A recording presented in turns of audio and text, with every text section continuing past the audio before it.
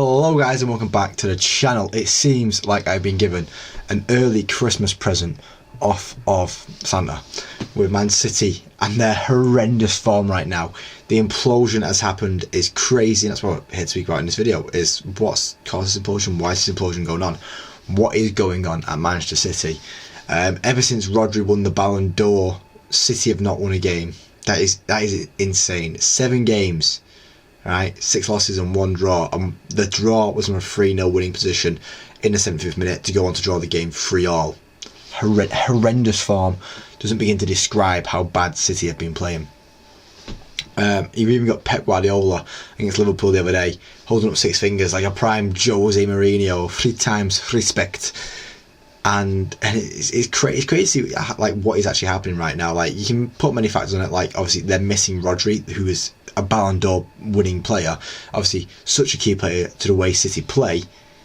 Is that enough of a reason though? Is that enough of a reason for this level of destruction that's going on at City right now? Is it a good enough reason? Is it a good enough excuse for Manchester City, considering how they've performed in the past when big players have been missing and they've replaced them very easily in the team, and it feels like they're not missing? Like the season when De Bruyne was injured for a full season, Phil Foden stepped in and went, "Hold up, guys, it's my breakthrough. I'm coming through. I'm coming good here." So like when Bernardo Silva steps on, when Gundogan steps up, and like players usually step up for Man City, but no one seems to be stepping up. No one seems to be taking the reins and going, let's go forward with this. It's just not working for them right now.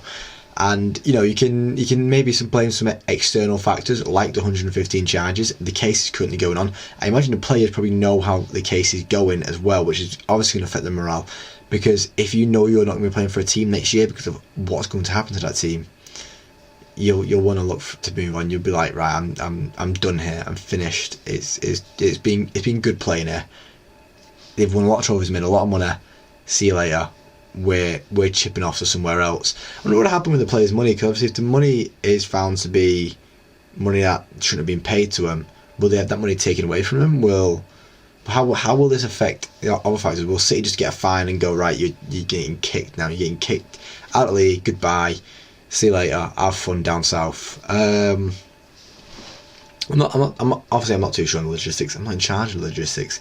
It's not for me to speak on what would happen if the 115 charges do come into fruition, but it does seem a bit fishy to me that City's form is going so badly as these charges are coming closer and closer to the final verdict, with, you know, us being told we're going to get the verdict come January, which, you know, is going to be public knowledge in January apparently, on what the case has come to, which is going to come to the end in December, I should imagine, if it's going to take a month for them to come out with the verdict and say, listen, this is how it is, guys, this is what's going to happen, and, you know, perform the correct punishment. Because you see, make a lot of money for the league right now, but they're doing it the most? No, it's a big three.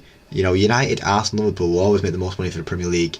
No matter how well someone else performs, those three, I mean, Chelsea are up there, to be fair. I think Chelsea have a good hold on certain countries and demographics. Cool.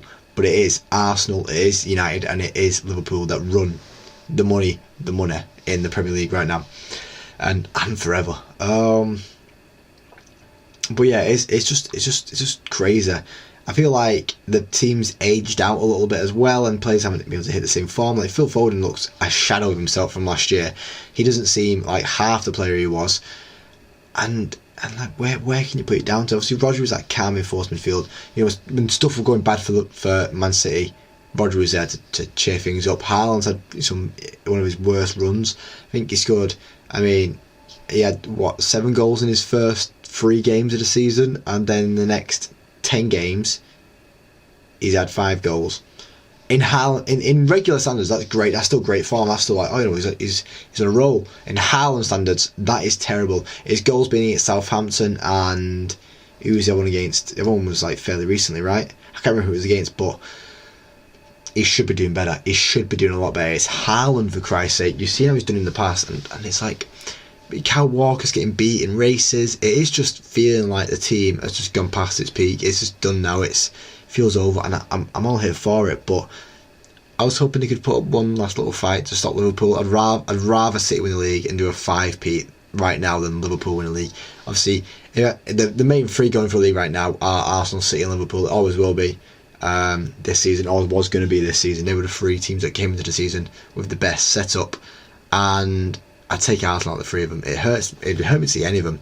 You know, Brighton are up there right now. Give it Brighton. Forest have been up there relatively. Give it Forest. Give someone else, man. I cannot be bothered with what the title race has been in recent times.